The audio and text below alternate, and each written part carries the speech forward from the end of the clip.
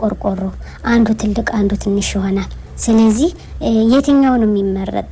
አንደኛው ያጠፋል አንደኛው አያጠፋም። እንደዛ ነው። አሁን እጣታችሁን 5 ወጣት አንድ አይነት አይደለም። ትልቅ ትንሽ ወሰጥ መካከለኛ ይሄም ደግሞ እንደዛ ነው።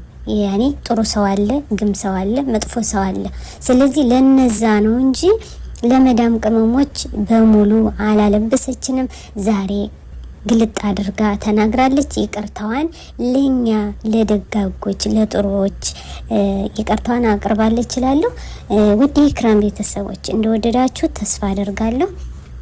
ላይክ ኮሜንት ሼር ያረጋችሁ ቤተሰብ ይሁኑ። በድጋሚ አዲስ ቪዲዮ ይዤ እስከመጣ አገራችን ሰላም አላህ ያርግልን። ኢትዮጵያ ለዘላለም ትኖር። አሰላሙ አለይኩም ወራህመቱላሂ ወበረካቱ።